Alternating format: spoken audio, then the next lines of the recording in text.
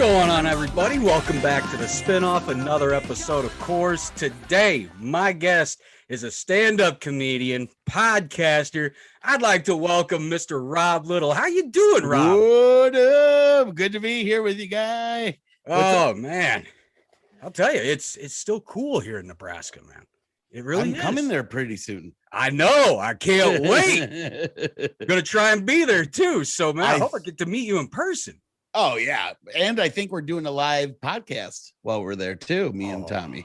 Oh, man. Yeah. Okay. Perfect segue. We're going to roll right into that one. Right. You got your own podcast. It's called A Little Tomfoolery. How did this come about? What, and who do you do it with? Oh, my God. We've been working on this for so long. Me and one of my best friends, Tommy Ryman, he's a comedian out of Minnesota. And I used to take him on the road with me for years. And he's just one of like 6 dudes I've probably taken on the road with me and kind of mentored and stuff. And now he's crushing it. So it's like, dude, we work well together. Let's do a podcast. And we've been... He's not very motivated. You got to motivate him. You know, and I'm like always like go and he's like, hey, let's do it when we're ready. And I'm like, we're ready, let's do it. So everybody started one when COVID hit, and so we waited till after COVID. And smart idea, actually. No, it was dumb as hell. We should. Well, I would have, but I've been like, I just bought a house right when COVID hit in Florida. Damn. Yeah. And in Florida, of all places. Right. Well, I work a lot down here and I do a lot of cruise ships. Oh, okay. So yeah, I'm from Michigan. So, it's like cold up there all the time. Yep. It's like, I'd rather be closer to where I work and not have to travel as much. And I live on a chain of lakes, so I can fish whenever I want. And I love fishing. So do you like to fish? I'll admit I'm not much of an outdoorsman. I grew up, with football, baseball, wrestling, track. That's what I was. My entire year. That was my whole year. I never took time off. I was football, baseball, and wrestling. Yep. And I did track in the spring just to fill the time. I had nothing else to do. You were almost going to be really cool until that. Almost, yeah. I do a little trap shooting here and there, so that's fun to do. Yeah. What weight class were you? Oh, God, let me see. Back then, I didn't go any higher than, I think, 163. Ooh, that's tough. I'll tell you. 152, like the two toughest. Yes, because it seemed to be such a normal weight class for everybody to be in, especially when you're 8th, 9th, 10th grade. Yeah. But the good thing was I was short. Well, I'm still short, so that never changed. But, a short, stocky kid, I was quick. So it was a little tough to get low on me. So it was kind of nice. Oh, that is good. I, on the other hand, was heavyweight, and those are just as tough. Dude, you kidding me? I was like a light. I know I don't, but I was a light heavyweight. So man. I was like, I don't know, like 2. I wasn't much off of what I am now, to be honest. I was like 230 around. It didn't matter because we could eat whatever the hell we wanted. Yeah. Because heavyweight went from 190 to 350. Yeah. You guys were lucky as hell. Oh, yeah. You could eat whatever you wanted, I mean, I would have rather been lower and starved myself and wrestle a guy that's the same weight than wrestle a guy 350 who would manhandle me like I was. I did this one guy. I'm not even making this up. One time I had to wrestle this dude that had to lose weight to make heavyweight. And he wasn't even fat. He was a monster, dude. Oh, God. And my coach looked at me and he went, lay down. Like no pump up, like, hey, you can come on, man, just go for it. He was just like, man, what are you gonna do? If you want, go ahead and just lay down. If you want to lay down, just go ahead. You know what my thought was? Hey, I'm gonna surprise this dude and I'm just gonna attack immediately. So as soon as we shook hands, I just launched straight up onto him, and he just it was catching a baby for him. He just grabbed me, laid me down. He'd even do it hard. Laid me down, laid on me, pinned me. Oh my God. Couldn't even move him. It was like moving a VW bus on me. I was just like, this guy. Oh I'm my like God. a fish under him, and I'm like, well, at least he was nice about it, Yeah, he could have destroyed you on that mat. He did destroy me with laying on me. My poor mom's up in the stands like, why weren't you trying? I'm like, what are you talking about? He was a monster. But there was guys that crushed me too. And then I was horrible. But then I got the fastest pin in high school. It was like 6 seconds. I hip tossed a guy and pinned him. And the guy that one of the judges was my driver's training teacher. And he was also the woodshop teacher. So he's like, good job. You know, missing that finger. Yeah. Missing the all important finger. He was like, you did it, Rob. Good job. Like, your stereotypical woodshop teacher. He was awesome. Oh, that's great. Yeah. So then what else did you do in sports? So you say you played football? I was all conference football like 3 years in a row, man. What position? I was a center on offense and defensive tackle. We were a small school, so we had to play both ways usually. Yep, we did too. And that wasn't even football. We were just not a lot of girls at our school. So kidding, totally kidding. No, we had a small school. So I graduated with like 160 or something like that. Oh, wow. Which is nothing. My mom graduated with 32 or something like that. Oh my God. She went to a way smaller school. So that'd be an interesting graduation ceremony. Yeah, I was like 30 minutes school. Like what are you talking about? 32. But she hated it. So we don't need to get into her anyway. So I'm like, why am I telling my mom's crap? We connected so fast. I was just like, oh man, yeah, I gotta tell this guy everything. Dude, you can go off on whatever you want. That's why it's called the spinoff. There's no set topic. That's the great thing. That's great. I was hoping there was gonna be one, but no, this is much better. Oh God, no, I cannot have things like in order as to talk about because my brain's so scattered. We'll start talking about something. I'll do exactly what you did, completely off on something else. I do it all the time. That's how I am on stage too. I'll be talking and then whoa, squirrel, and just start talking over there. And it's crazy. And your stand-up, you've been doing this since 98. Now in 98, I was 16 years old. So wow. I mean, it's reaching back for me, but at the same time, I'm driving around. So 98, man, and you're still doing it. What keeps you that's doing nothing, this? man. I've been doing it 23 years. Dude, you know what's funny is I was just talking to another buddy of mine from Michigan. Like you saw me on Reap and Heffron's podcast, and Heffron's been around. He's been doing it like probably another 10 years over me. So there's a lot of guys. I mean, 23 years is a long time. Yes. But dude, there's guys out there that have doubled that time easily. Oh yeah.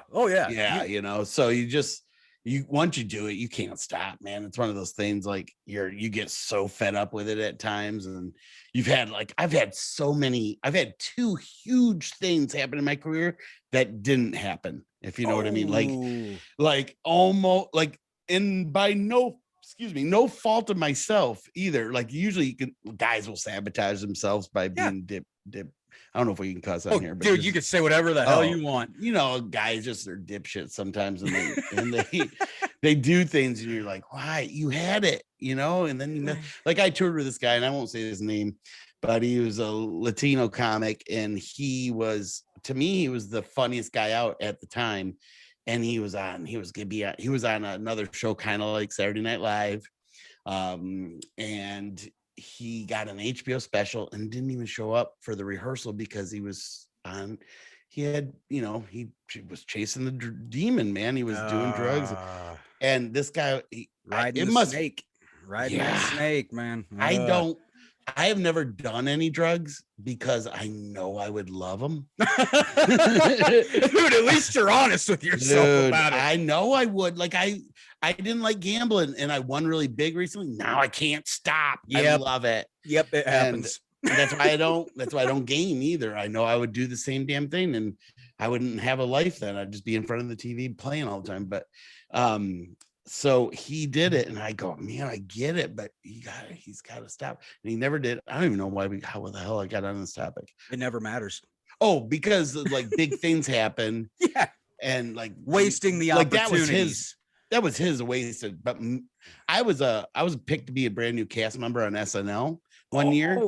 I'd 3 or 4 callbacks, and I didn't even get to meet Lauren, and they picked me. Like, he saw my videos, and like I had a couple characters they really liked, and then it was the same year Sarah Palin came out. Oh God. I wanted to stab that bitch. I was like, if there's gonna be a death threat, it's coming from me. but what's her name was so damn funny at it, and she was, they were all supposed to Tina Fey. Yes, Tina Fey, amazing. Look just like her. I mean, that's creepy how close it was. It was creepy how many women looked like her. Like, you watch porn and there was a girl who looked like her. You know what I mean? I remember typing it in. There's always a subgenre, Yep. Any porn site you find, you'll find her. Trust me. Yeah. I mean, I got it up on the other screen right now. Anyways, so so there was all those cast members there was like 4 or 5 of them supposed to be leaving, and it was me and three or 4 other dudes that were going to be new cast members. I never got to meet any of the other guys. So I don't know who was coming, but dude, we all got kicked in the nuts that year. And then the next year they told me, I don't know what they told the other guys, but they told me, hey, don't worry, we'll look at you again for the next year. Well, all those women were so funny that they only wanted new women the next year. And that was the year. Do you remember Jenny Slater? She's a female comic. And she said that fuck. Yeah. But that was, to be honest, that was a stupid sketch they put her in. She had to keep saying, I funkin' love you. I funkin' this. I funkin' that. Yeah, you're going to screw it up. Dude. And she screwed up and just stared at the screen. Like, and like they bailed, like somebody bailed her out and kept going. If she would act like nothing, it would have flown right over almost everyone's head. You'd have been like, did she? Yeah, you'd have to DVR it, rewind, and be like, did she say that? Yeah. Well, she made it too obvious, and it kind of screwed her. But then in my head, I'm going, see, you sons of bitches for not picking me. I would have did that funkin' sketch the whole time. Not funk were you thinking? I never would have funked up. So there were so many times that it just really upset me. And anyways, so that was a big one. And then I shot I know you didn't ask these questions, and I'm just, it doesn't matter. No, you're giving me more than I wrote down. It's perfect. Okay. So then I shot a Budweiser commercial for the Super Bowl. And it was a new, what do you call it? Their seltzer crap? No. It was not a brand coming out. It was a new like genre of commercials they were going to do. Oh God. You know what I mean? Like the whole thing was called Can a Monkey Do Your Job? And so I was always doing these stupid jobs, and a monkey would be off in the corner doing whatever. And then by the end of the commercial, I'm doing what the monkey was doing, and he's doing the job, right? And the first one was going to be to me, the funniest one. It was the one I was a mechanic, and by the end of it, he's in a diaper swinging from the tires. And by the end, I'm in the diaper swinging from the tires. Oh my God. And it was like, I got all the pictures of me with the monkey on set, and like, so it ain't like I'm making this shit up. You know what I mean? So that Super Bowl starts, and campaign. That's what it's called. The campaign. Okay.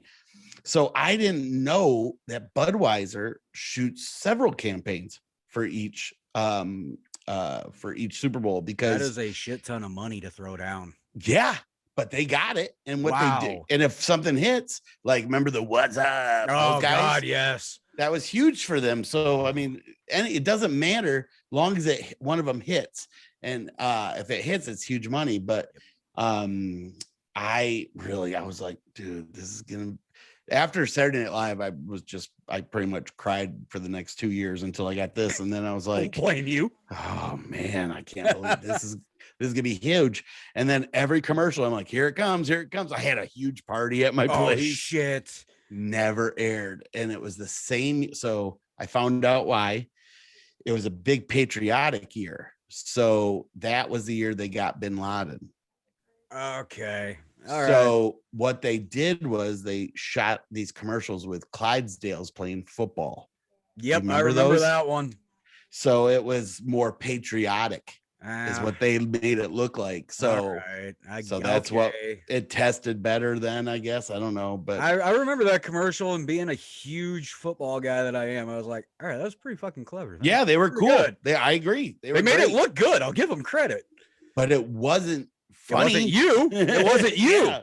Wasn't me. I could have played the damn Clydesdale. No shit. You played center in high school. I mean, come on, give the guy the ball. Let me at least hike it to the damn Clydesdale. Be the ranch hand that decides to play football with them, for God's sake. Yeah, right. Oh, that's awesome. That is great, man. Yeah. You've been doing this, like I said, since '98. Now, obviously, every comedian, they go through the worst of times and the best of times. Yeah. What was the worst one that you can remember? Both of those 2 times are the worst. Holy shit. When you don't get them and you were like you're right on the verge of like, my life is about to change. Yeah. Even if I'd have been the worst cast member on SNL, people would have remembered you. You'd have been on SNL. Worst. It wouldn't have mattered. Wouldn't have mattered. I would have been making fat cash on the road for the next 20 years. And So how about in stand-up? What was the worst one that you can recall? It's funny. We get asked this one a lot. I know. I guarantee every comedian has asked this. I should have one, but I really. If you don't, that's amazing. And that's a testament. I hate to say that because it's like, sounds like you're bragging, but I really never have bad ones. This is one I remember. You know what I mean? Like, you're like, oh, that you always remember your worst ones. It was bad. It wasn't bad for me. It was bad for this audience member. Yeah. So I was doing a show in Florida, and this old lady is off to the side, and you're me, she's like this. She's not even facing, not even looking. But her husband is dying. Like, he's laughing at everything, anything and everything I'm saying. He is going nuts. So I'm like, on stage, you can't help but notice there's somebody not even paying attention. Comics say that all the time. Right? So every joke, I'm looking at her. She's not looking. Gets a big laugh. Look. Nope, not her. So I'm saying that. I start saying it. And then I'm like, oh no. And I say this out loud. I'm like, oh, I'm going to feel like shit if you're blind. Like, you know what I mean? Like, and then her husband is really going nuts. He's just loving that I'm dogging on her. And I'm trying to be nice, but then you can tell she's just an old bitch, you know? Oh. So now I don't let up. I'm like, you're going to be a bitch. I'm going to make you look like a bitch. So I'm just giving it to her. And I'm like, this is the first time I've ever played this club too. So I'm like, shit. Well, if I'm going to do this, I mean, I'm not coming back. So I might as well have fun. You know, you kind of put that in your head. You're like, well, this club's going to be like, this guy's an asshole. Go out with a bang. Yeah. So that's what I did. And I come off stage. And this stage, you come off and you go around the side of the audience to get out to where you got to sell your merch. Well, I have to go right by her. But she's in front of me and there's a bunch of people. So I can't, like, I'm like, I gotta go. So I'm like, football, swim move. So I kind of swim by her. And then I'm like, as I'm turning, I'm looking right at her and I go, hey, I hope I was just playing around and I hope you had a good time either way. And she goes, are you kidding me? You were fucking horrible. I don't know. She added an extra syllable to horrible. I don't know how you do it, but she's like horrible or whatever. But I'm just like, okay, sorry, because it's not for everybody. I'm never really mean to people. I'm always like, I'm like kind of like a Rickles. Like, you can tell I'm joking. Yeah. Well, she would not let up. And I can't get, like, I buy her, but I can't get by the mass of the crowd. So now everybody's listening to this and looking back. And I'm like, ugh. Oh, and she won't let up. And finally I just go, hey, you weren't the best audience member either. So I guess we both are kind of seeing this the same way, now that just pissed her off even more. And I was like, what's her husband doing this whole time? Is he just like dying? rolling his eyes and just like, oh, that poor guy. Know? Yeah, he's embarrassed as hell. Yeah, like he would have probably divorced her, but he's like, at this point, I might as well wait till she dies. So he's just gonna ride it out. Just ride it out, man. You've been there this long. Just fucking stay the course, for God's sake. Yes. Well, shit, back in their day, he probably won her in a 4-H raffle, and that's what he had to take home. You know, that was the blue ribbon. He never won anything in his life. So he's like, it's his only blue ribbon to show for his life. He's like, I'm riding this till I die. Right. So yeah, that's the one I definitely remember. So now, obviously, like I said, I saw you on Country Ish with John Reep. No, you actually did not, because I haven't done that one. I've done his excuse me, Heffron and Reep. Yeah. Looking at you on there, man, you fell right in with those guys, and it just seems like you've been friends with them forever. Well, so I'm a huge fan of John. I'm a huge fan of John Reep. I think he's hilarious as hell. He is. How did those friendships come about, and when did they really start? Well, first of all, Heffron and I started in Detroit, so he was already kind of a big deal in Detroit when I started. Detroit, man, that's a hard city. You know what? It wasn't. It was phenomenal. Really?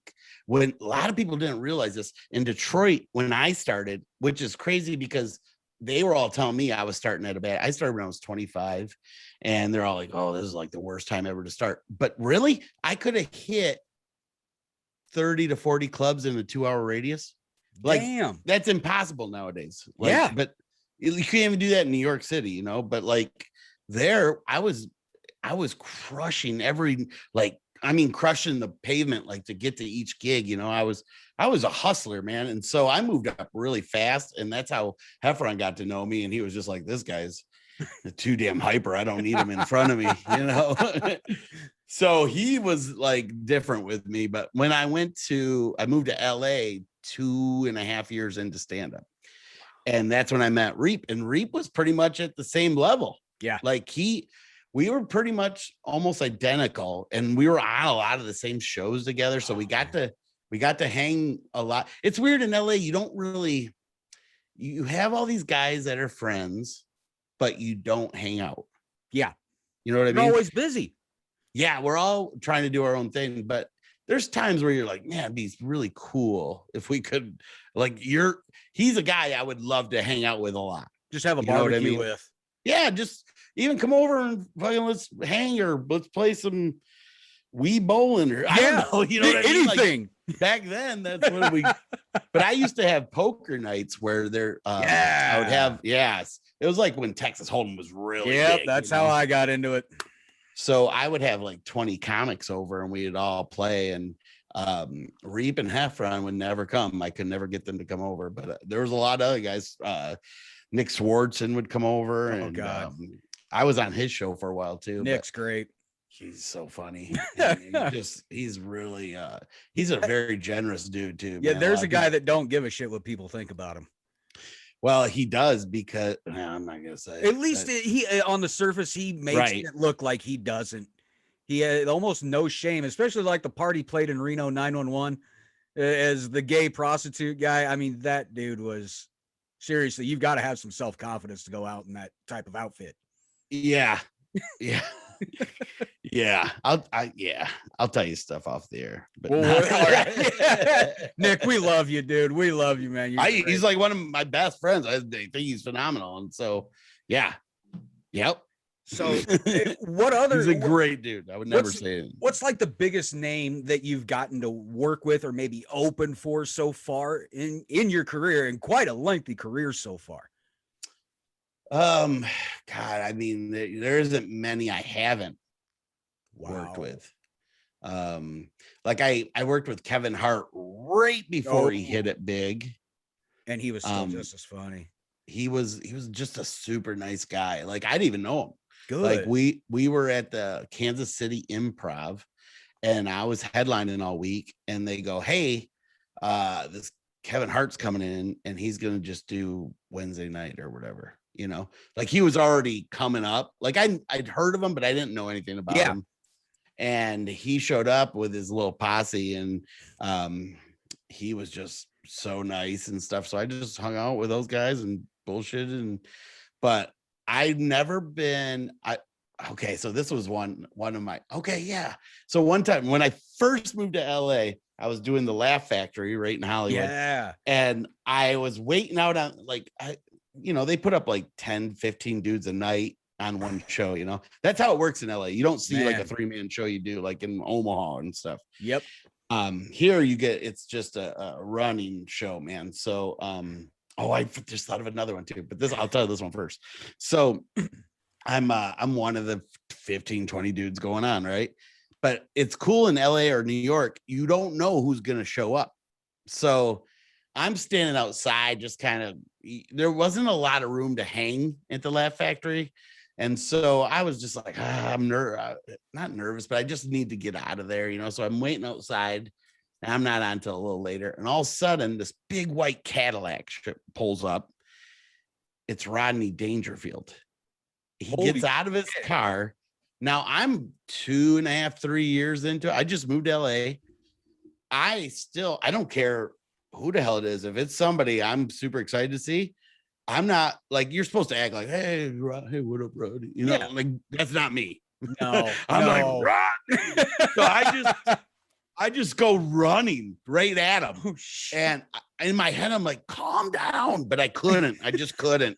I was so freaking excited because he's like one of my favorites coming up. So I'm like sprinting and he wasn't even that far away. I'm just like, Rodney.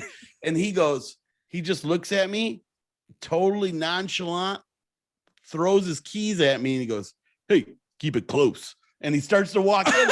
He thought I was the valet. Now, I'm telling you, bro, if I could go back in time and change anything, I would have changed that moment right there.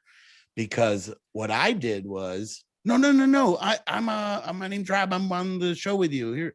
And he goes, oh, and he grabbed his keys and he just walked in. And we took a quick picture, but he goes, actually, it's up on my wall here somewhere. Oh, yeah, I don't know if you can see damn.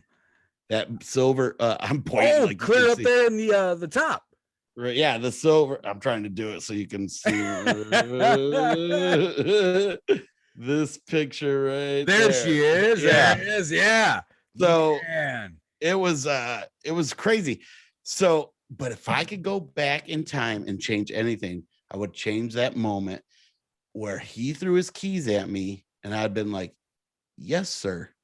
And then I took that fucking Cadillac for a trip. Yes. And like, what movie is that? Ferris Bueller. Ferris Bueller's Day Off. You could have pulled a whole Ferris Bueller. Dude, in my head, I was just like, what are you doing? But the comic inside me was so excited to meet a legend. It's shitty the things you think about afterwards. Yeah. The things that would have been so great, so clever. Well, and that would have been something people would have talked about. Like, oh, holy shit, did you hear what that new guy did? Dude just like stole Rodney's caddy. I put like 150 miles on it while Rodney was on stage. I'm jumping hills in Hollywood on this fucking Cadillac. Just smoking as one of the cigars. Hey, maybe he'd have appreciated. Maybe there'd have been some. That's what I'm saying. Like, you had the balls to do that. Congratulations. Well, one of his favorites was Sam Kinison, and he did a ton of crazy shit. Sam was nuts. Oh, I loved him too. He was great.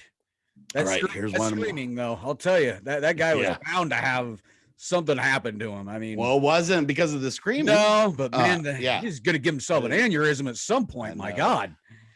So one of my other big ones, I don't even know what you asked me, but the one, like big comics I've worked with. Okay, so I moved to New York City in 2016 or 17. Oh, damn. And I immediately got in at the Comedy Cellar, which is the club, right? Yep, I've even heard of it.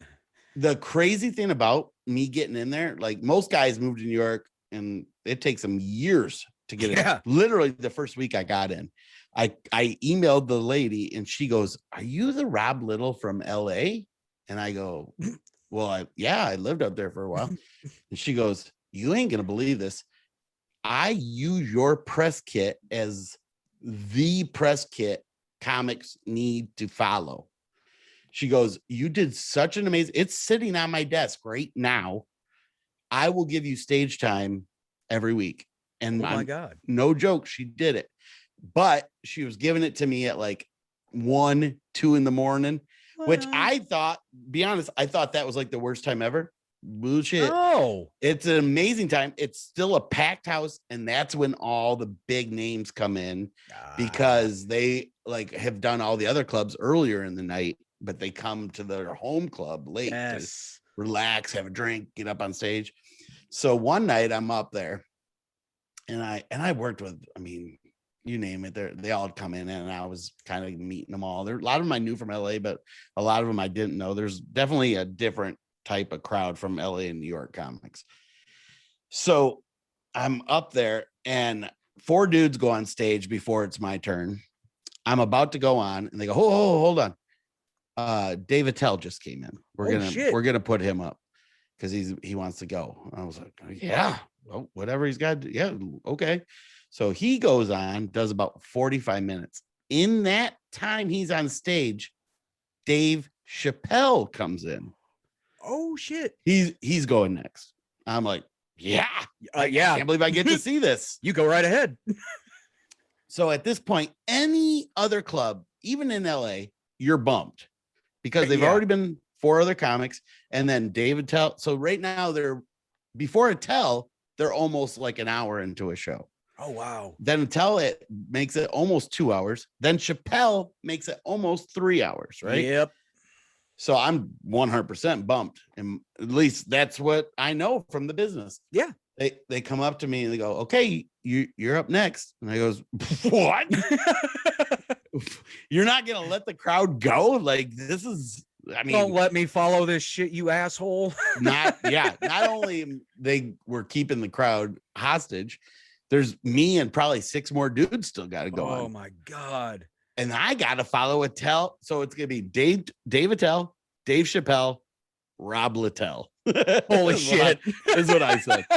So I'm like, well, I know I'm going to eat shit. So I might as well just go up and not give a shit. Right. So I was watching Chappelle, and his whole act was about how rich he is now that he only has white friends. Right? Oh yeah. Yep. I've heard him do that one. Yeah. And then he's like, after every joke, he would hit himself with the mic. Yes. Did you see him? He does that too. He loves to do that. I know it. It's like that. This is the punchline. Yeah. It's almost like a nervous tick, almost like he's got.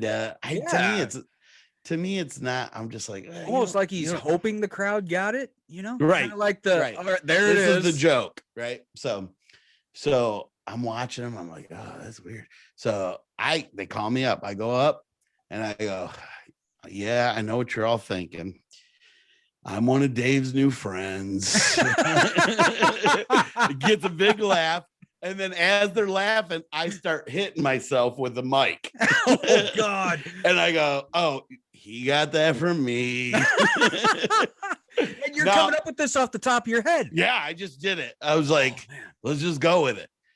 It gets a great, like, immediately I got him. I'm like, how did I do that? Like, now you got to keep it there.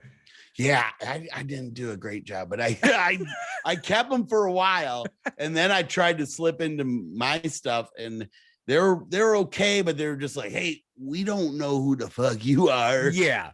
We just saw 2 of the greats right now. We could give 2 shits about you. This is the time we're gonna go take a bathroom break or get something, you know what I mean? And then there was like, right. Then there was like more, I think there was a couple other big dudes after me, but like not their level, but pretty close, you know? And so, I mean, that could have went really bad for me, but it ended up going pretty good. And then I talked to Chappelle after, and he doesn't remember this, but excuse me, he's from like Dayton, Ohio area. Yeah. He does a lot. He drinks a lot and whatever. Oh, yeah. He gets high a lot. So yeah. So I guess I shouldn't expect him to remember this, but it was, to me, this was a big deal. So one time I'm playing Dayton, Ohio, and he just showed up at the club, and I'm like, what the holy shit? And he's just talking like no big deal. And I'm like, oh man, this is awesome. He showed up on his rollerblades, and he likes to rollerblade.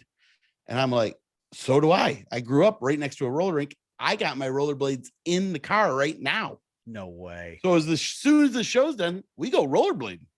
This is like midnight in Dayton. Just We're out on the streets rollerblading. He don't remember. I was like, how the hell? Because he did it all the time. With I was comics, gonna say that's the only I don't know. way. The only way you don't remember a memory like that is you've done it so much that you can't remember who the hell you've done it with.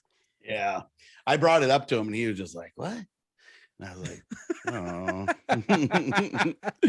oh, it's like Rodney doing hey, let me go in then. And see, I'm glad you actually brought up Rodney Dangerfield. That as soon as you did, there was something I wanted to ask. I didn't know if maybe you would know. As great as Rodney was, he did carry a reputation with him as kind of being a little uppity, maybe a little harder to approach from a public standpoint. Now, was that really your experience? Well, he sure as hell didn't look. I mean, if I pull that picture down, he didn't out. It looks like here, I'm gonna grab it. Yeah, all right. Yes, we gotta see this. Oh, I love this shit. I'm pretty sure he was not as excited to take the picture as me. Oh my God, there he is. Man, you're right. He does look like just God. It's kind of like get this over with. Dude, I'm like close to death. I just gotta go in. Hey. And that was the Still thing. no respect. Yeah, that was his thing. Always complaining about never getting respect. Then when I found out he was kind of a hard ass, I was like, well, don't you kind of gotta give it to get it?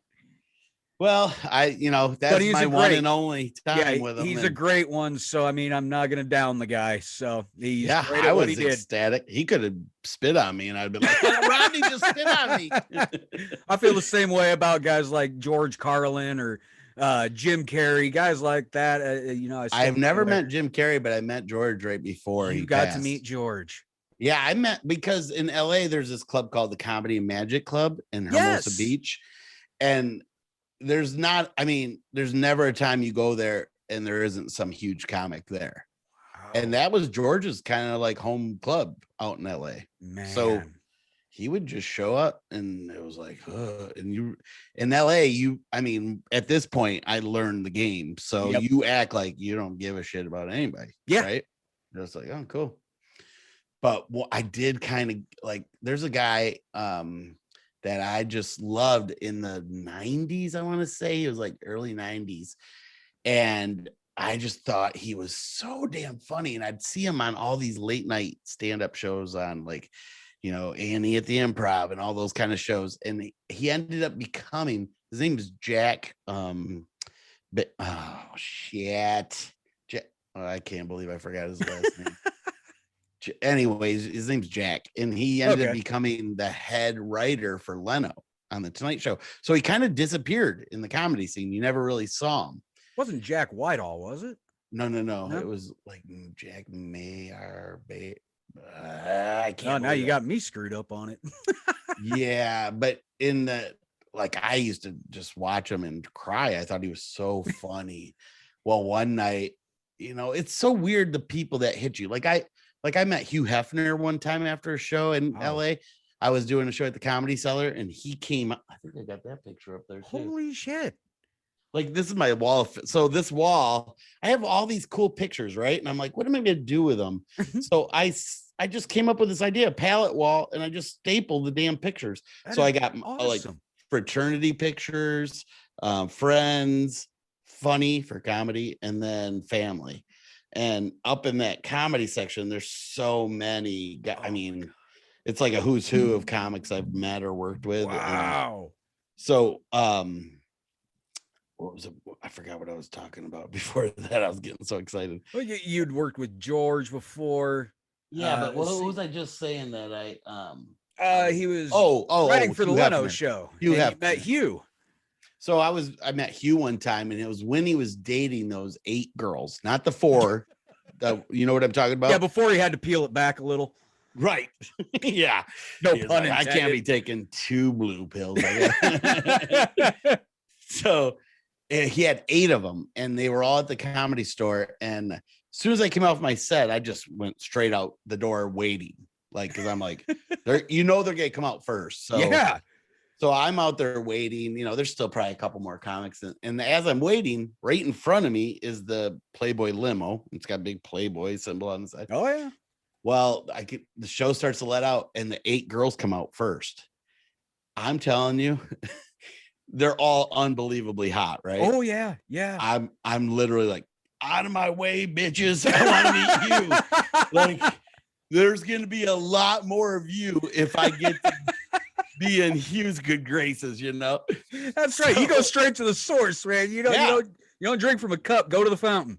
Right. So I went, and he finally comes out, and he was like, very good show, and he was very proper and very nice. Always seem that way. I got a picture with him, and then I never got the nod. I was like, oh, damn it. Yeah, it was still cool though. It was another cool meet, That is you have met some pretty amazing fucking people. Yeah. Rob. One time I was doing the HBO festival, and that was when I got like Comedian of the Year by Maxim Magazine. Yeah, you were named what was it? I wrote it down. Real man of comedy. So what that was, it was a 2-parter. It was Budweiser's. Remember when they did Real Man of Genius? God, Bud Light. Yes, it was great. So I was the real man of comedy. So I won that. And then they were also paired with Maxim Magazine. So I like Maxim's title better than the Budweiser one. Yeah. Real Man of Comedy, or like, what is that? If people don't know that commercial, they're like, what? But Maxim I said, well, what's your title? And they said, well, it's just our Comedian of the Year. And I was like, that's what I'm using. I'll take it. Yeah, I'll take that over Real Man. So I'm walking around and I'm meeting everybody, I'm still like, I'm like a little kid, man, when I'm at these things. I'm so happy just to be part of it that I'm excited to meet anybody and everybody, right? Yeah. So I'll tell you 2 stories. So one time I started after one of my shows, I started getting really bad sore throat. So I'm in line to get like a hot tea or something at some store, and I'm kind of bitching about my throat. And I hear this guy behind me go, hey, make sure you put honey and whatever. He like started rattling off, and I turn around, and this is probably not gonna be that exciting to you, but to me it was crazy exciting. I'll tell you why. It was Jesse L. Martin from Law and Order. Oh shit, the black guy. Yes, they're from the original Law and Order. Yeah. So here's why it was exciting for me. I was dating a girl at that time, and she would say him, myself, and Winnie the Pooh all have upside down UIs when we smile. Like, I don't know why she would be. See how they kind of go. And Winnie the Pooh, and so does Jesse L. Martin have them. So she would say that, and I was like, I had to tell him the story. I'm like, you ain't gonna believe this. This is so crazy. And I start telling the story. So he's like, well, we got to do a picture. And I goes, well, you're damn right. Plus, I'm going to Photoshop Winnie the Pooh in it with us. Oh my God. Did you get to do that? Oh yeah, I did. That night, great. I went back to my hotel room and did it because I used to be a web developer. That was my day job. Yeah, you worked at IBM. So I went back and edited that picture and sent it to my girlfriend, and she was like, wow, how did you what? He goes, I know sometimes you just luck out in this business. So I was okay. So that happened one night. The festival was like a week long. It felt like it was probably only 3 nights, but it was it was a long 3 nights, because one night, I don't know how this happened, but after one of my shows, I just start going out, and bam, all of a sudden I'm getting drunk with George Lopez. So George, I know, and it's a Latino, so you're like, George knows how to drink. I got it. Yeah. So I'm like, well, instead of Rob Little, call me Roberto Pequeño. So let's do this shit. So, dude, him and I, close. Oh, God. We hit. I mean, there wasn't a party we didn't hit that night. Oh my God. And George is acting like I'm his best friend since kindergarten or something. And I'm just like, I'm not saying anything different. Everywhere we go, they're like, how do you know George? I'm like, way back.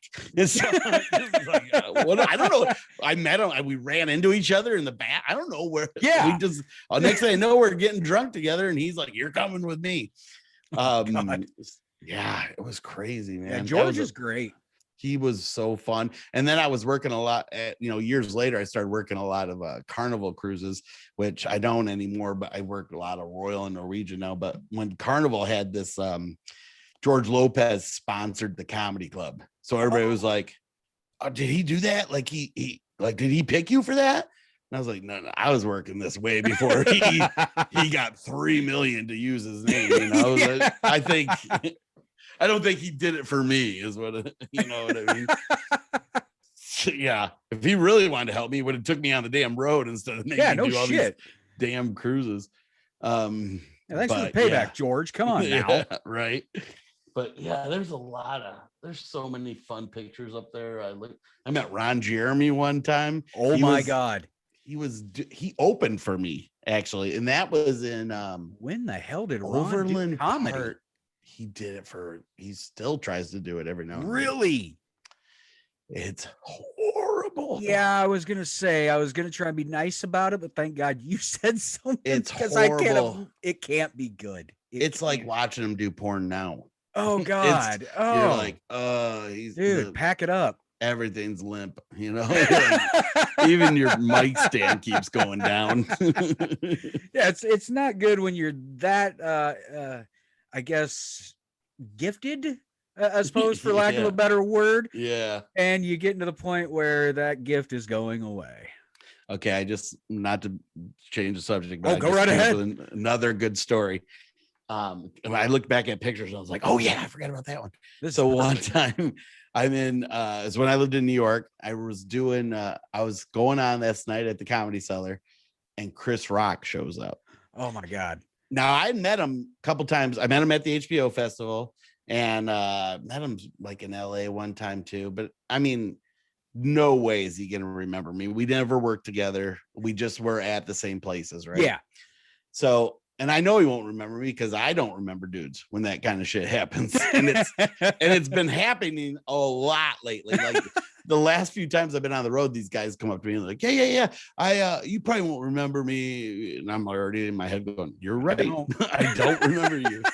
And so he goes on stage at the Cellar and he's like, I'm just going to try out some new shit. Well, the comic in me goes, let's fucking pay attention, right?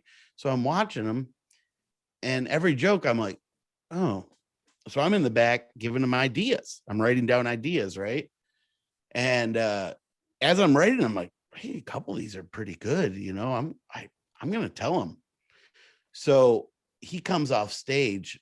Now, like I said, I met him before, but I never met him as another comic. Mm-hmm. He probably just thought I was another dude or something. I don't know.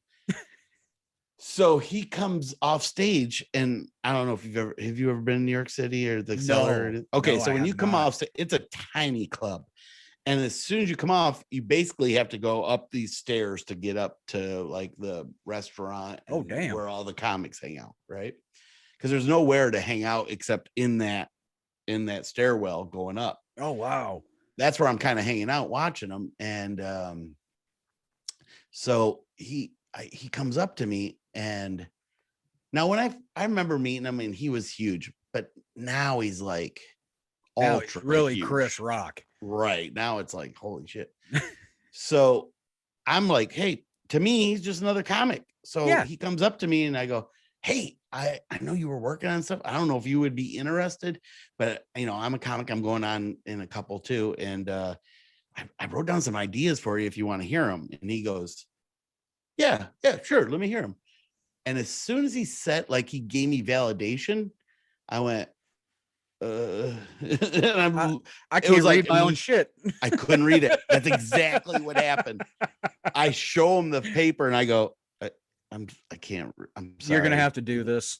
I can't read it. And he just looked at me kind of like, oh, why'd you stop me then? Kind of like that. And I was why are we having this conversation right now? I'm like, I'm sorry. And normally everybody goes upstairs and leaves out that door.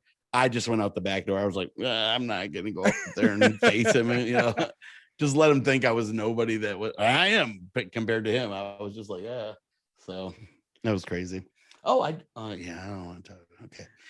I got all these pictures are just memory. I mean, obviously memories, but it's like you look at one of them and you're just like, oh, yeah. It starts to flood back. One of them and you're just like, oh, yeah. It starts to flood back. Yeah, somebody asked me the other day, like, hey, would you ever write a book of like all these crazy stories? And I'm like, when it came time to write the book, I wouldn't remember any of them. Like I'd have to be sitting there talking with other comics or really anybody jog the memory. Yeah, like to ask me questions that would jog them. Like you really haven't had to say much, and I'm just like, oh yeah, oh, what about that? Yeah, and that's just from you looking back at them, and some just sparks. That's all it takes. Yeah, I get the same problem with music. I'm the same way with music. I'm a drummer.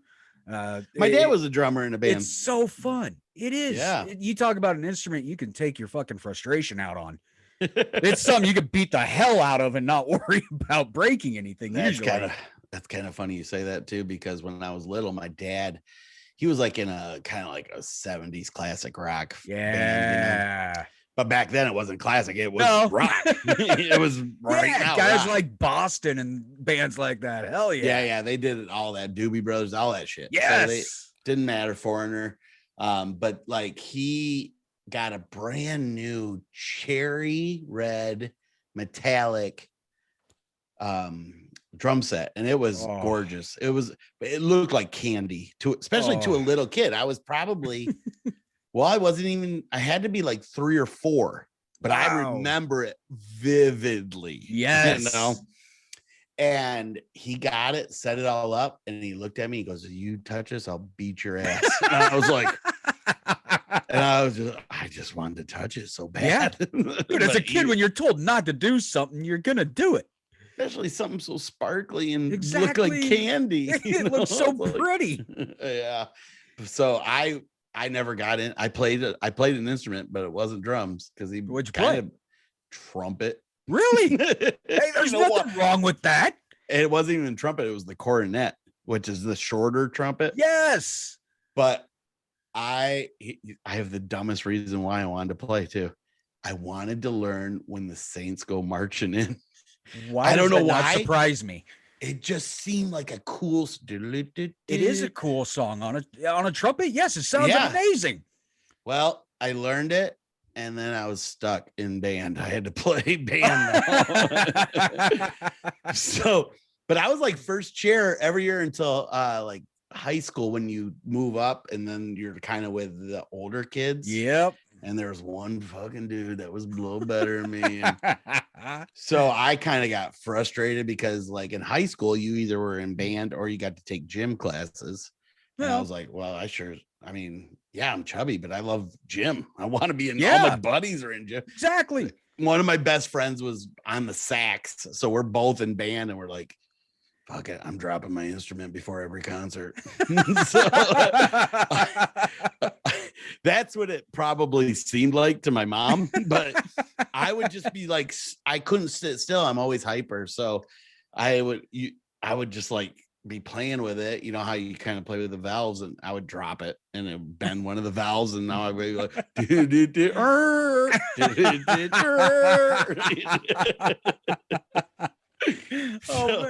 It was so dumb, but then I quit so I could just like the 10th or 11th grade we quit, and so we could play gym. so then maybe since you played a trumpet, maybe you could tell me this is something. I mean, in this day and age you could Google anything, but I just don't care to. I'd rather have conversations with people like this. What is the difference between a damn trumpet and a bugle? Bugle has no valves. Really? It's just you just hold the what do you call it? The horn itself. Yeah, the horn itself.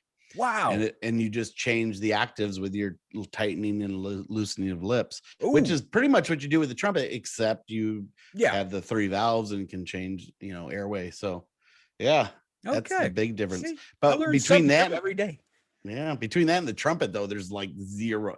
It's a little shorter, and they say that the sounds my ear wasn't tasteful enough to figure out the difference, but to me it was the same damn thing. You just had to carry a longer instrument. I did marching band in 7th, 8th, and 9th grade, and which I also played baseball in the summer, so it's hard to really juggle the two. And I'll tell you what, carrying a damn snare drum through a parade sucks. Yeah. I felt bad for the guys with tubas, but man, we were just as bad. Our backs were killing us at the I end. imagine. God, those things were Can you terrible. imagine the poor xylophone dude? Oh, no. Or the guys with the big bass drums. Just, oh my God. Yeah. Makes me wonder why I had back problems. Right. Good God. Why did I get scoliosis in high school? I mean, if I ended up with psoriasis of the liver, I could just, my 20s. There we go. It happens, I just thought of something else that totally off topic. Oh, go ahead. Because we're talking and I can hear you can hear so well in these. So yes. So I just released a new dry bar comedy special. I don't know if you saw that or not, but it's to me, it turned out so great that I was like, oh my God, this is you. There's so many times where comics, we tape ourselves and you're like, that was a waste, because it's something changes, something happens in the show and you just screw something up and you're like, damn it. And back in the day, you were taping on VHS. So you're like, oh, now I got to tape over that. Yes. At least God. with digital, you're okay. But my dry bar went so great. So I'm very proud of it. And I'm watching, because I started out in improv first.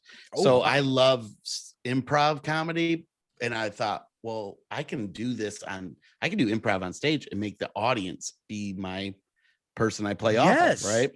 So if you watch my stand-up, I write jokes where I have jokes from at the beginning and end, but in the middle, I kind of play. And what's nice about that is it's always different. You don't know what the audience is going to say. And it forces me to keep good with improv. So a lot of times people are like, you knew they were going to say that. And I'm like, no, because I come back so fast sometimes. And it's just, I don't know. I'm not trying to pat myself on the back. I'm just saying that's how it is. Right. So I'm watching, I'm going through all the comments, which most comics can't read the comments, but I'm going through them and there's not a bad one. And I'm like, holy crap. There's like, that's not normal. Not normal. So I'm reading them.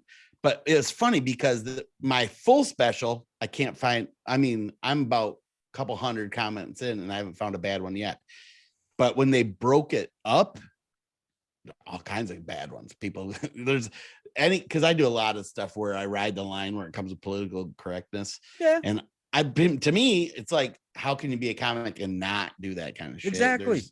That's what we do. We make fun of the world, right? And it's right in your face. You've got to do it. Got to do it. So I can't read those comments because I'm just like, yeah, I don't blame you. These idiots, they don't get it. They're not watching the whole video. They give up. They hear one word and they're like, oh, cancel culture. And so, right. So, but my full special, nothing's taken out of context. Then you get to see, you're like, oh, that's why he said that. Yeah. Because he called back this or something, right? That's right. So all the comments are great. I finally, about 300-400 in, I get this one. And I didn't even realize I did this on stage. This guy's like, you can't tell me this guy isn't gay. And I'm like, what? I'm like, what? I'm looking at my girlfriend as we're reading this. I'm like, did you seeing this shit? Right? He goes, the way he draws out his S's. Oh my God, really? And I'm like, and then I start watching it and I'm like, holy shit, am I gay? Listen to myself. And then, so to fuck with the dude, I'm like, you're right. I had no idea. I go, how you doing? I'm like, I'm gonna fuck with this guy if he's, yeah. Obviously, you don't know me, but to me, I was like, I never noticed I did that. But what I do, every comic is a bit of a caricature of themselves on stage. You're not your full self, even though you could be damn close. But to me, I like to enunciate certain words. And so when I do that, to me, it makes it funnier sometimes. So I'm watching where he's saying, I'm like, holy shit, I really do. He nailed it. He nailed it. I would have said I was gay too, I guess. He yanked me out of the closet. Yeah. Son of a I wasn't bitch. even in. He pushed me in and then pulled me out when everybody was looking. Let me marinate a little bit and then pulled me right out. Right. So I'm just reading this, and I'm like, well, I gotta fuck with this guy now. And then after it, there's another one. I'm like, what?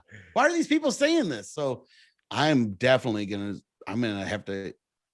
I was like, do I tell them I got a lisp or something so they think that's why I'm doing it? Like, I have don't a speech have a impediment. Do you enjoy making fun of me? Takes a lot of assholes. That would have been perfect. So I don't. Shit. Yeah. Rob, I gotta tell you, man, this has been you know what? Screw what the hell I wrote down. You gave me way more than I ever could have asked for. Are you gonna hit record? We're gonna do this soon? Yeah, I think I'll hit record maybe here in the next 20 minutes. Okay. I figured we'd talk a little longer. Yeah. Rob, this is all right, man. This is where I wind it down. I turn it over to my guest. I'd like you to let everybody know where they can find you on any social media, a website that you obviously have. I've checked it out myself. And then any shows that you got coming up that we may not have discussed. Yeah. And at the same time, any charities or organizations that you are a part of or donate to, feel free to plug those as well. Stage is yours, Rob. Go right ahead. To me, when you just explained all that, sounds like you might have checked out my website already. Because a little bit. A little bit. So roblittle.com. I'm on all the social medias as Rob Little or Rob Little Comic. It's one of the two. And then just started a new podcast, which we mentioned, A Little Tomfoolery with Rob Little and Tommy Ryman.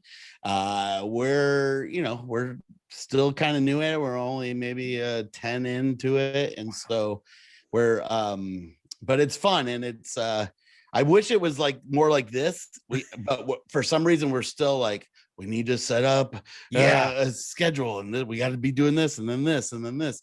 And we're still a little tight. We're getting there, but you know what I mean? Like, it's not there yet, but that's the best time to come in so you can watch it and go, or listen or watch, because we do the video like this too. Yep.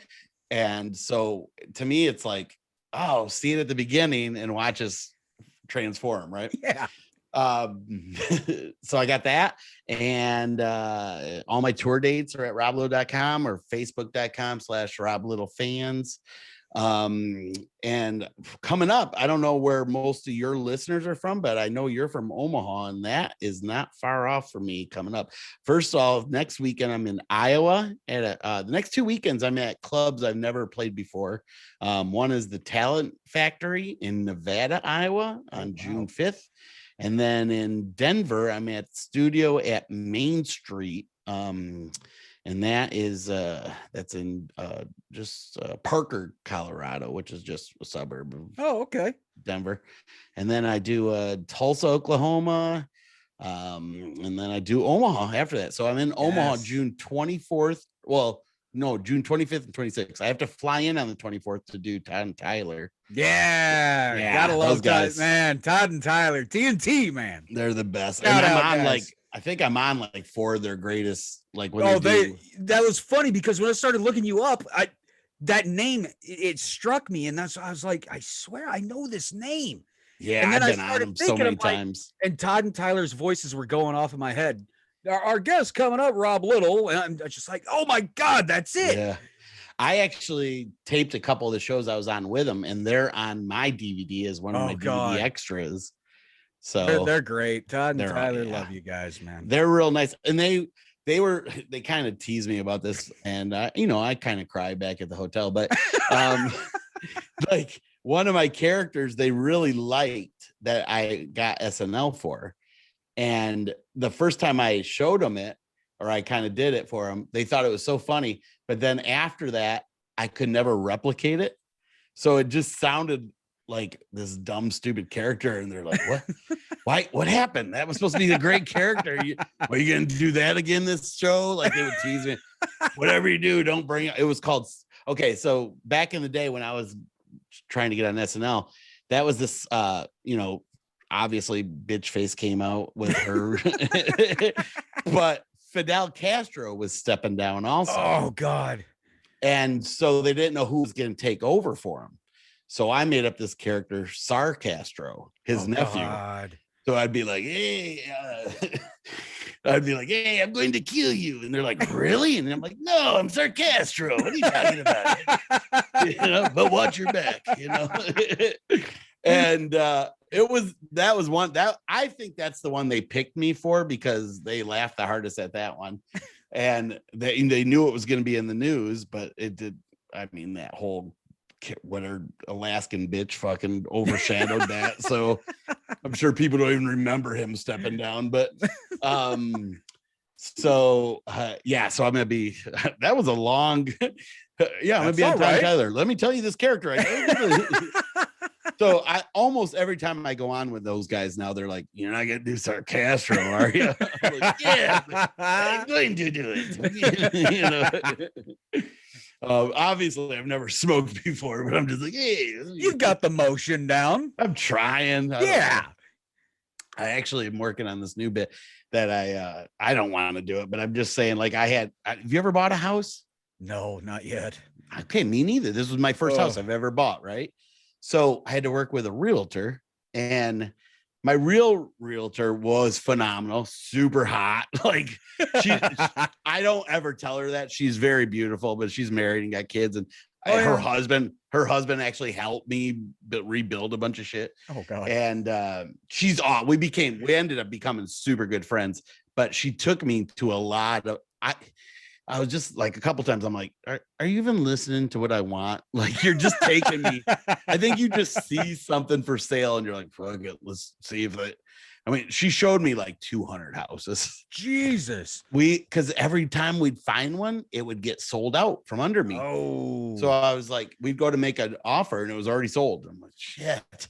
Damn. So I think after a while, she was just like, let's just take them anywhere. So, but I didn't want it to be about her. So I made up a character that's basically Sarcastro as a realtor. Oh, God. But he's like, hey, I'm Ricky the realtor, and he rolls his own cigarette. So every time he'd smoke, he was like, he's like, picking. You ever seen somebody do that? I've tried non-filters before, and yep, that happens. That happens. So he's like, hey, what kind of house you looking for? So she took me to some that I'm not even joking. One of them was a house that was a maze. It had a maze in it. Like, okay, Halloween, we're going to go to the corn maze in fucking Iowa, right? This house had its own damn maze in it. So you would go around a corner that just dead ended. That sounds like what is it? The Rose Mansion or Winchester House, whatever it is, where she had corridors built that led nowhere. Well, this must have been her stepson or something that took, because it wasn't a pretty house by any means. And the pool, for some reason, was like a postage stamp, but they like poured enough concrete to have a parking lot around the damn thing. I was like, why is there so much concrete around this tiny little pool? And then I just couldn't believe it. So then we went to one that had a bomb shelter under it. I'd never seen a house with a bomb shelter. And it was like one of those things where you're like, and lift the damn thing up. Oh my God. And you look down and you got to take this like ladder down and shit. I just looked at her and she's like, I'm not going down there. I'm like, what? Hey, bitch, you brought me to this. You're going down there with me. Yeah, this ain't a one-man job. You're coming. Right. And then she took me to one. There were so many of them. It was ridiculous. Anyways, I don't want to give the joke away because I want to start working on it more. But save that one. Save that one. Come on. You don't give things away for free like that. Oh, I don't give a shit about that. I just don't want you to not laugh if it's not funny. Oh man, are you kidding me? You've been killing me this whole time. Oh, well, thank you, man. Man. Thanks for having me on here. We're kidding me? We got to be close to done. Oh, dude. You forgot to plug the charities and organizations. I have my own charity. Actually, I got a good start. Okay, so I have my own charity. I'm from Michigan, and the town I grew up in is kind of like how Reap. He's from a tiny town, Hickory. Well, I'm from Pinconning, Michigan. Pinconning. Yeah, it's the cheese capital of Michigan. And everybody's like, I thought it was Wisconsin. I'm like, did you not hear me? I said of Michigan, you son of a bitch. We're the cheese capital of Michigan. And so that's a big deal in my town, but it's a small town. We got one light and the diner in town named a sandwich after me because I'm the one guy. I know it's very cool though. I'm not yeah, definitely not. Oh my God, it's a steak sandwich. It's so fucking good. It was like 3 different sandwiches. I would combine all the stuff I liked, and they were like, every time you come in here, you get that. We should just name it after you. And I was like, oh, okay. You know, that just sounds good. Dude, and so now I make people like anytime they order it, they have to send me pictures and then I post them. Oh, you know, hell them, yeah, it's unbelievable how good it is. Well, so when way before COVID, when the economy was just taking a shitter, my poor hometown, I mean, it was that so many, every 4 businesses closed, all the 4 businesses closed. And like it was just killing it. And so I'm a sucker for any family that's got kids because I've never had kids, and I got a nephew, so I spoil the fuck out of him. But like I bought his car, I'm helping him. Yeah, I'm doing so much for this. You're the cool fucking uncle. I'm really trying to. I really, because my sister's such a bitch that I'm like, well, let's fucking. My poor nephew had to grow up with her. Let me make sure I do some cool shit for him. Some bright spots. Oh yeah, for sure. Yeah, exactly. So I do this charity back home where at Christmas time we help out families that are underprivileged and they need help and they got kids and these kids weren't going to get any gifts, so we load them up. And it's grown so much that like the last few years we bought cars for families. Wow. And a bunch of like women lost their jobs because they didn't have a car, and so we got them a car and they got their jobs back. And damn, so that was pretty cool. But here's one of my favorite stories, and this is nothing to do with my charity. It's to do with a much bigger charity. My charity was called Rob Little's Adopt a Family, and like so that. Yeah, it was awesome, especially at Christmas time. That's amazing. There's so many. I'm a kid. Ones. I'm a kid when it comes to Christmas. Still, too. And the big thing about it was I had to deliver all the gifts. Oh, I'm Santa, God, so yes. I'm giving out all the gifts, so I get to see the kids' faces. Oh, God, that's the best part. It is the best, man. I see why people want, even if you don't like your kid, you want them just to see their face. You can't like them all, but they can't all be winners. No, if they go ape shit at Christmas, I'm like, I hate this kid, but he's getting whatever he wants. So one year, I'm looking back because the picture is right behind me. There's I was on Last Comic Standing one year, and not the same year as Reap or Heffron. I was on the year Josh Blue won it. Oh, yes. Yeah, when he delivered the palsy punch. Yeah, I remember. Yeah, he was, and he's a great guy, super fun. But in my round, it was insane. It was between me and this other comic, and I'm not gonna say his name, but there was no way he beat me. The crowd was chanting my name. Oh, no. They had to stop tape and they go, we understand the crowd likes one comic over another maybe, but you got to keep your opinions to yourself because this is a live taping and stuff, and we have to do the dramatic pausing and all that stuff, Yeah. And they picked the other guy and the crowd booed. What a crock of shit. But and it's so weird when they picked him, you don't hear that. You don't hear any of that. No. And anyways. And even the judges were like, oh no, we made a mistake. And I'm like, you're damn right. So flash forward like a couple weeks after that, again, I'm done crying over it. So I get this call from, and I told this story, I think you might have heard me on Reaps, but I got a call from the Make-A-Wish Foundation. Yes. And I was like, well, obviously somebody's fucking with me. This can't be real. So I'm like, who is this? And they're like, no, we're the Make-A-Wish. And this girl outside of Cleveland, she saw me on Last Comic and said she'd never seen a more positive comic and wanted to meet me. And so I'm sorry, I keep looking out the window because I can see neighbors going by. But I flew out there, and there's like newspaper and TV, and they're like, so what do you think? She picked you as her Make-A-Wish. And I was like, oh man, I think she wasted her make-a-wish. I was like, I goes, Brad Pitt could be here right now. I mean, you just email me and I would have showed up. Like, you didn't have to do all this, you know?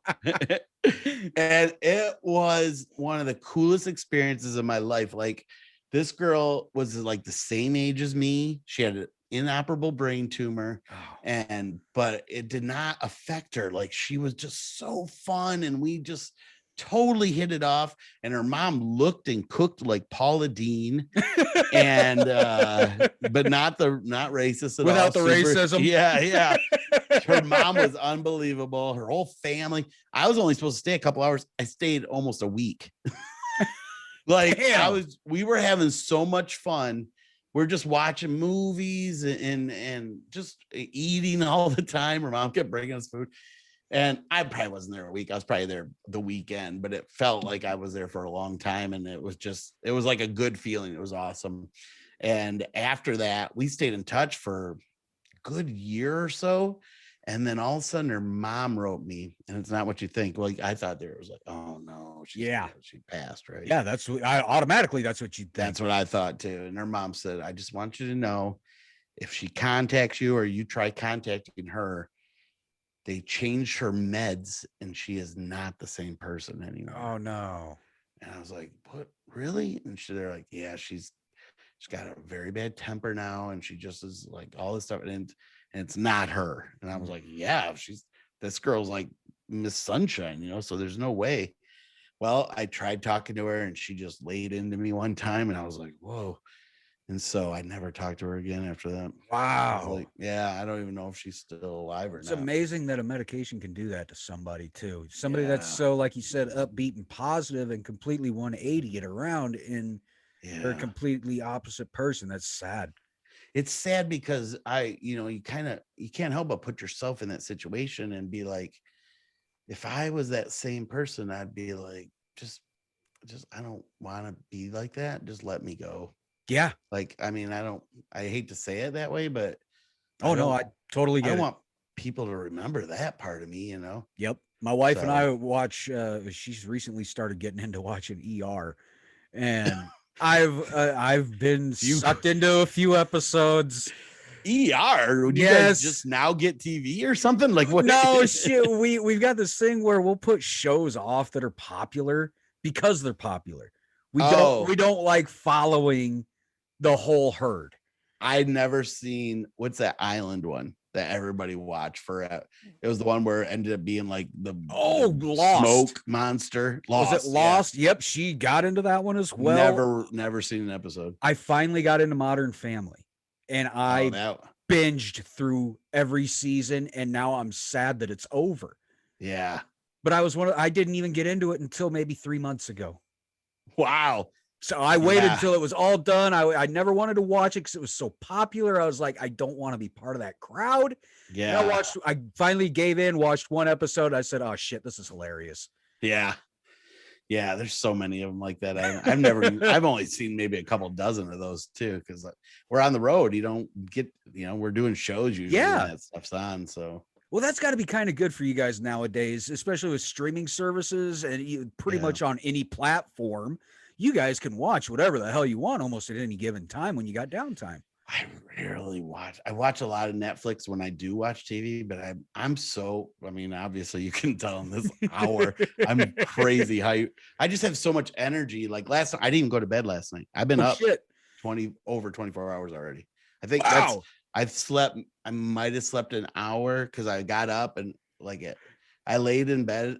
Because last night I binged a show on Netflix that I was like, oh my God, I gotta find out what happened. So I watched, it was only got one season, so I was like, I can. Well, that's perfect. Yeah.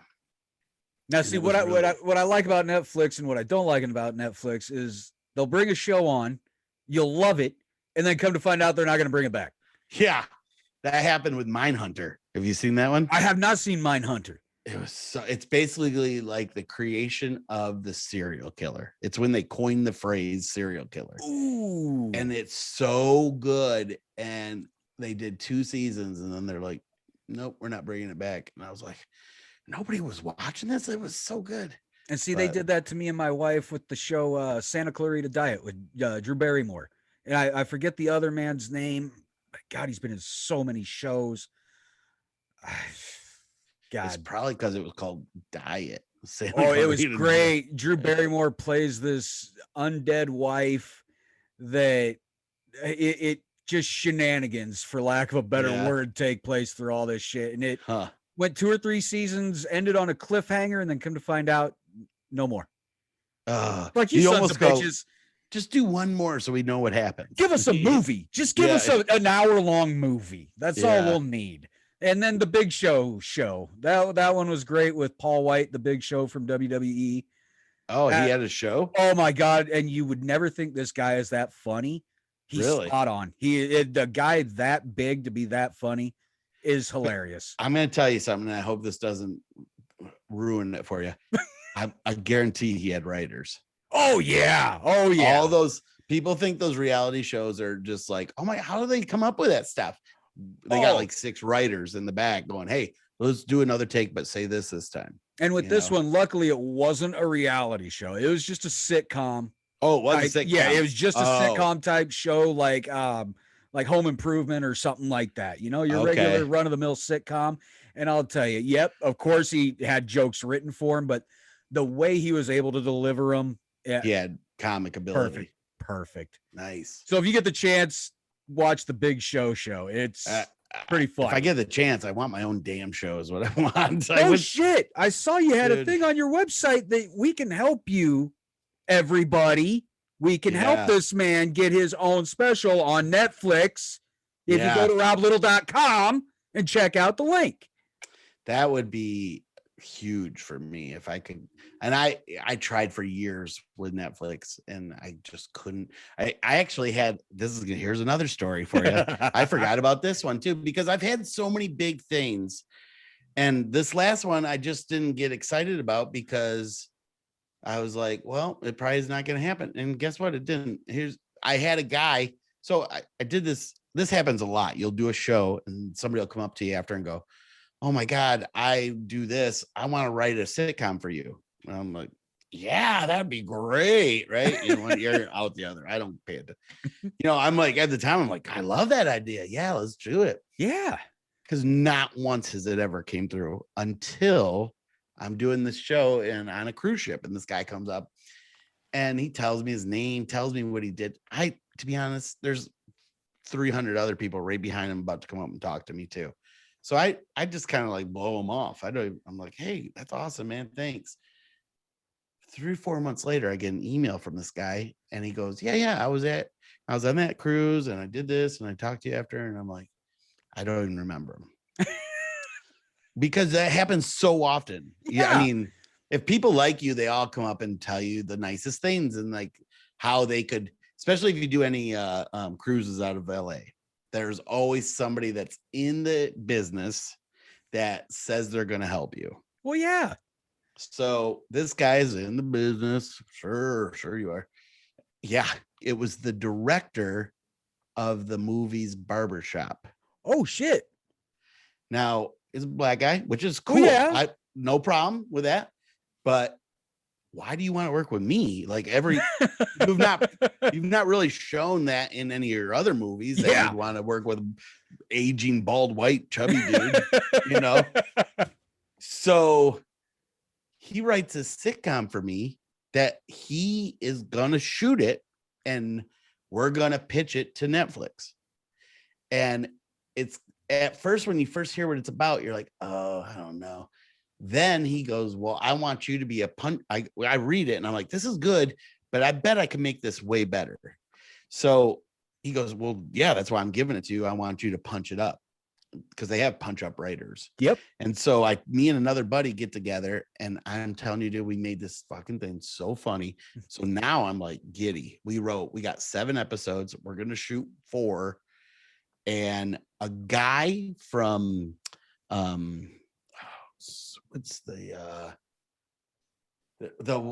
what's the production company with a lion? Oh, MGM. Yeah, there's another one though. Oh, yeah. It's not as big as MGM. It might be as big as MGM now. But this, Oh. I can't remember the It guy. doesn't it start with an R?